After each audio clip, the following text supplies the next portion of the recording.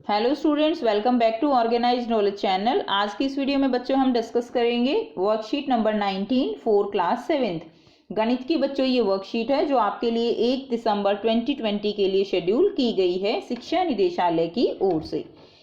आज की इस वर्कशीट में बच्चों हम पढ़ेंगे घातांक और घात के बारे में। जैसा कि हम जानते हैं 4 गुना 4, बेटा इसको आप कैसे लिख सकते हो? इसको आप लिख सकते हो 4 की घात 2, यानी 4 यहाँ पर 2 बार गुना किया गया है, इसलिए 4 की घात जो है 2, हम इसको इस प्रकार लिख सकते हैं। 2 बार गुना किया गया है तो घात 2 बार हो जाएगी। इसी तरह देखिए 4 को आपस में 3 बार गुना किया गया है, इसका मतलब क्या है कि 4 की घात जो है वो 3 है, यानी 4 कितनी बार गुना किया गया है? 4 3 बार गुना किया गया है। अब अगर हम लिखते हैं 4 की घात 2 गुना 4 की घात 3, तो अब यहाँ पर देखिए ये जो है ये क्या है? ये आधार है और ये घात है। अब यहाँ पर आधार जो है वो समान है, तो इसलिए हम क्या लिख सकते हैं? हम लिख सकते हैं 4 की घात 2 और गुना में 4 की घात 3 है, तो हम क्या करेंगे? जब आधार समान होता है तो 4 की घात को हम 2 और 3 को हम जोड़ देंगे। आप इसको ऐसे लिख के देखेंगे। अगर आप इसको ऐसे लिखते हैं कि 4 की घात जो है वो 2 है, तो इसका मतलब क्या है? 4 गुना 4 और 4 की घात 3 है, तो इसका मतलब है 4 जो है वो कितनी बार है? 3 बार है। तो यानी टोटल 4 कितनी बार हो गया? 5 बार हो गया। ठीक है, तो 4 की घात टोटल कितनी हो गई? 5 हो गई। तो इसीलिए जब इस तरह से आधार समान होता है तो हम क्या करते हैं? हम उनको जोड़ देते हैं। जैसे 4 की घात 2 गुना 4 की घात 3, तो 4 की घात 2 प्लस 3 यानी कितनी हो जाएगी? 5 हो जाएगी। अब देखिए जब एक ही आधार वाली घात गुना होती है तो उनके घातांक जो है वो क्या हो जाते हैं? वो जुड़ जाते हैं। ठीक है, अब देखिए यहाँ पर 10 गुना 10 की जो है घात 11 दी गई है। बेटा अब यहाँ पे घात नहीं है तो इसका मतलब है घात 1 है यहाँ पे। ठीक है, तो अब आप क्या करेंगे? अब जो है यहाँ पर एक पॉइंट आपको बताया गया है कि आप कॉमन मिस्टेक क्या करोगे। आप क्या कर सकते हो? कुछ बच्चे करेंगे कि 10 को 10 से गुना कर देंगे और फिर लिख देंगे। ठीक है, 10 को 10 से गुना करेंगे तो 100 आ जाएगा और 100 की घात 11 लिख देंगे, लेकिन ये गलत आंसर हो जाएगा आपका। आप कैसे करेंगे? ऐसे ही करेंगे, 10 की घात 1 है गुना 10 की घात 11 है। अब यहाँ पे आधार समान है तो 10 की घात 11 जमा 1 हो जाएगा, तो कितना हो जाएगा? 10 की घात यहाँ पर 12 हो जाएगी। ठीक है, तो ऐसे आप करेंगे। इसलिए नेक्स्ट देखिए, अगर आपके पास 2 की घात जो है कितनी दी गई है? 6 दी गई है, लेकिन आप यहाँ पे गुणा नहीं दिया गया, बीच में दिया गया है जमा, और 2 की घात 3 है, तो अब आप इसको ऐसे नहीं लिख सकते 2 की घात 6 जमा 3, अब ये गलत हो जाएगा। ठीक है, क्योंकि यहाँ पे अगर गुणा होता है तभी हम इन हाथ को क्या कर सकते हैं? जोड़ सकते हैं, नहीं तो ये जो है क्या हो जाएगा? ये गलत हो जाएगा। ठीक है, नेक्स्ट देखिए, अब यहाँ पर अतः शून्येतर पूर्णांक ए के लिए ए की घात, यानी यहाँ पर पूर्णांक ए जो है, जो भी पूर्णांक होगा शून्येतर यानी शून्य को छोड़ के, यहाँ पर शून्य नहीं होगा, ए जो है वो शून्य नहीं हो सकता, तो ए की घात m है गुणा में ए की घात n है। बच्चों अब यहाँ पे हमारे पास ये फॉर्मूला निकल कर आता है, सूत्र निकल कर आता है कि अगर आधार सेम है और वो आपस में गुणा किया गया है तो यहाँ पर क्या होगा? घात जो है वो जमा हो जाएंगी, तो ए की घात हो जाएगी m जमा n। ठीक है, तो ये m और n क्या है? ये पूर्ण संख्याएं होंगी। नेक्स्ट देखिए, एक ही आधार जो है अगर हम उनको क्या करेंगे? विभाजित करेंगे। ठीक है, तो इसमें जो है दिया गया है आपको 3 की घात 4 है, इसको विभाजित किया गया है 3 की घात 2 से। इसका क्या मतलब है?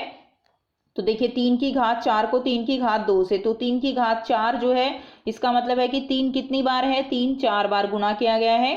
और विभाजन का मतलब आपको पता है ना, हम नीचे लिखते हैं तो 3 की घात 2 है, तो 3 गुना 3 यानी 3 की घात 2, तो बेटा ऊपर नीचे हम इनको क्या कर सकते हैं? ऐसे काट सकते हैं, तो उत्तर कितना आ जाएगा?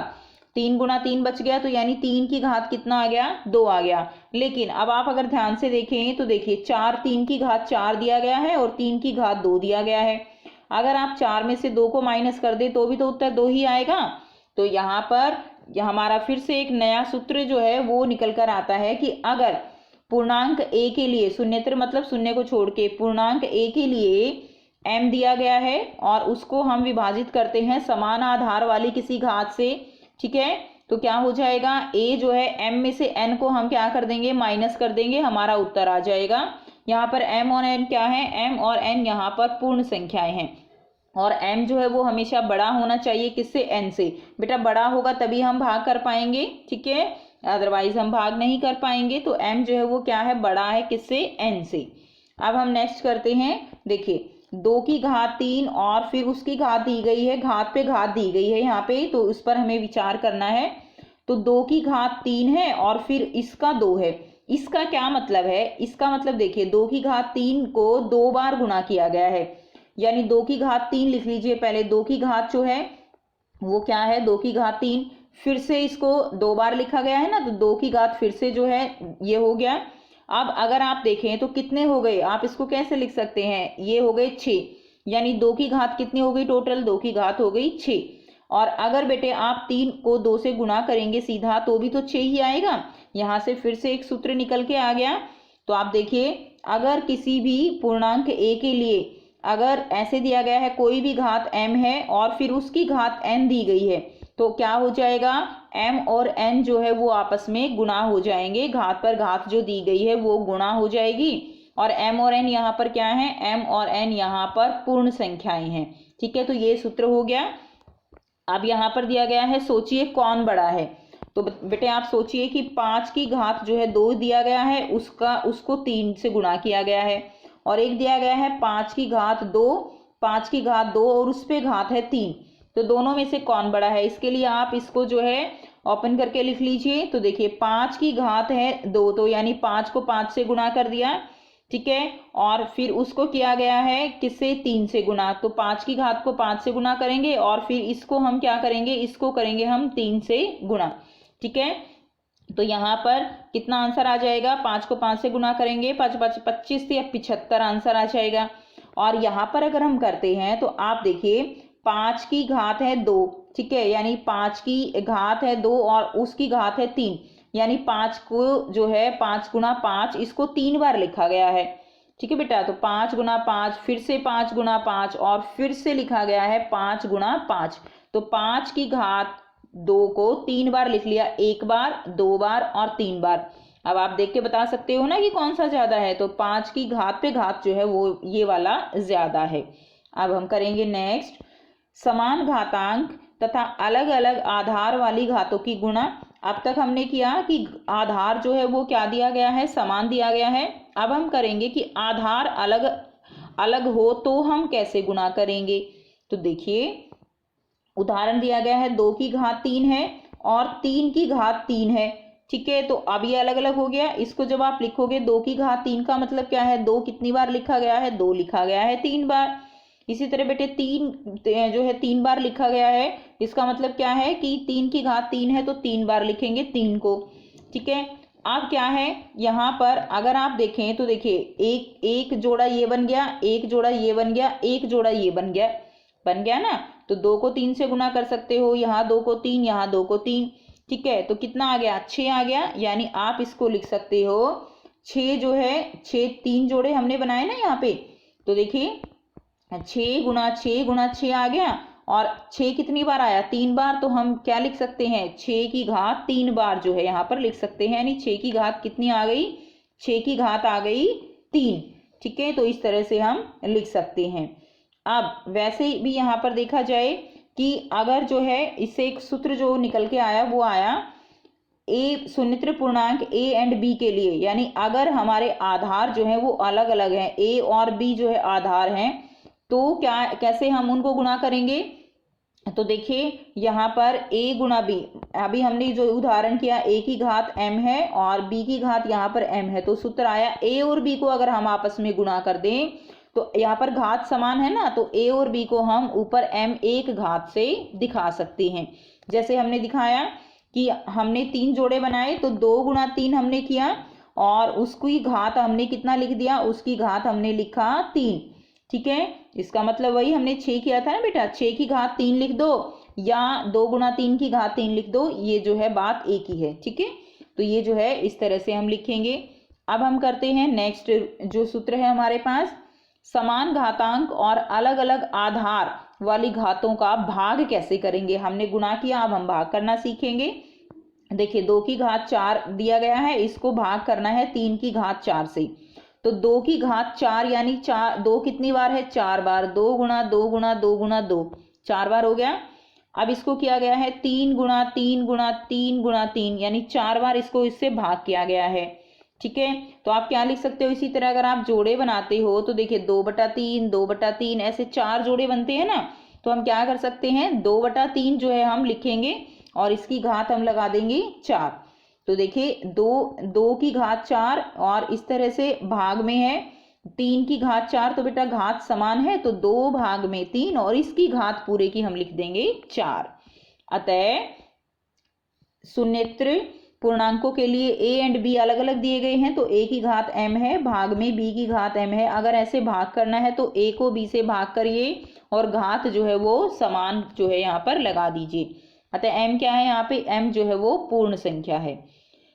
आप देखिए किसी भी संख्या शून्य के अतिरिक्त घातांक 0 का मान क्या होता है, 1 होता है। ठीक है, यानी 0 नहीं होनी चाहिए, कोई भी संख्या हो और उसके ऊपर कोई भी घात जो है वो 0 है, कुछ नहीं लिखा हुआ है, तो उसका मान क्या होता है, उसका मान जो है 1 होता है। जैसे कि 2 की घात 0 है, इसका मतलब क्या है 1, 3 की घात 0 है, इसका मतलब भी 1 है, और 4 की घात 0 है, इसका मतलब क्या होता है, 1 होता है। ठीक है, तो अगर हमने इन तीनों को जोड़ दिया तो आंसर कितना आया, आंसर आया हमारे पास 3 है। तो बच्चों किसी भी संख्या शून्य के अतिरिक्त पर घातांक 0 का मान जो है क्या होता है, 1 होता है। ठीक है, उसके बाद देखिए आओ हल करें, सरल कीजिए और अपने उत्तर को घातांक के रूप में लिखिए। तो यहाँ पर उदाहरण दिया गया है 2 की घात 5 और 2 की घात 3। तो बेटा हमने क्या कर दिया, घात को जोड़ दिया, 2 की घात को हो जाएगी 8। हमने ये सारे उदाहरण कर लिए हैं, अब हम 1 बाय 1 करेंगे और आप कॉपी में साथ साथ कीजिए। अब यहाँ पर p की घात 3 दी गई है, p की घात 2 दी गई है, तो यहाँ पर क्या होगा, यहाँ पर हम लिखेंगे p की घात, अब देखिए 3 और 2, तो दोनों को हम क्या करेंगे, 3 और 2 को हम जोड़ देंगे।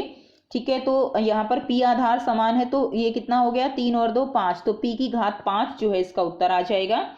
इसी तरह नेक्स्ट देखिए -4, तो -4 आधार समान है, घात को हम जोड़ देंगे, 100 और 20 कितनी हो गई टोटल, 120, ये इसका उत्तर हो जाएगा। -4 की घात आ गई 120। अगला करेंगे, नेक्स्ट दिया गया है देखिए 2 की घात 5 और इसके भाग में विभाजित करना है 2 की घात 3 से। तो बेटा हमने किया 5 में से 3 घटा देंगे तो उत्तर हमारा आ जाएगा, क्योंकि आधार हमारा समान है।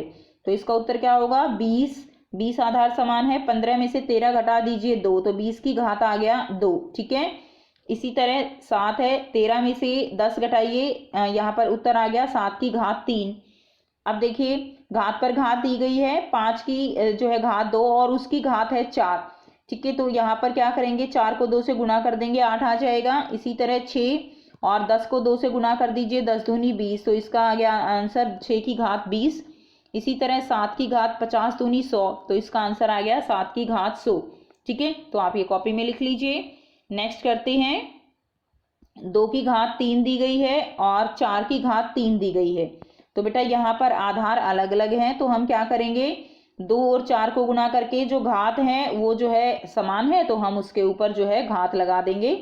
जैसे देखिए अब यहाँ पर a t दिया गया है, तो a t घात दोनों की बराबर है, तो ऊपर हम क्या लिख देंगे, 2 लिख देंगे। इसी तरह -2 और -3 है, तो -2 गुणा -3। ठीक है, और यहाँ से इसकी घात कितनी आ जाएगी, 4, तो माइनस माइनस को गुणा करेंगे तो कितना आ जाएगा, 3 दूनी 6, या आप इसको बेटा ऐसे भी लिख सकते हो, 6 की घात कितनी हो गई, 4, ऐसे भी इसको लिख सकते हो। उसके बाद देखिए नेक्स्ट हम करेंगे, ये आप अपनी कॉपी में कर लीजिए। नेक्स्ट करते हैं 4 की घात 5, उसको जो है विभाजित करना है 3 की घात 5 से। तो 4 को जो है 3 से भाग करके, और घात समान है तो समान ऊपर लिख देंगे। इसी तरह इसका हो जाएगा 2/b और घात हो जाएगी 5। इसी तरह इसका करेंगे 5 भाग में -2 और इसकी घात हो जाएगी 6, ये इसका आंसर हो जाएगा। तो ये थी बच्चों आपकी आज की वर्कशीट। आई होप बेटा आपको वर्कशीट क्लियर है। कोई भी प्रॉब्लम है आप कमेंट करके पूछ सकते हो। वीडियो अच्छी लगी तो लाइक शेयर जरूर कर दीजिए, चैनल को सब्सक्राइब भी कर लीजिए। And thanks for watching, have a nice day.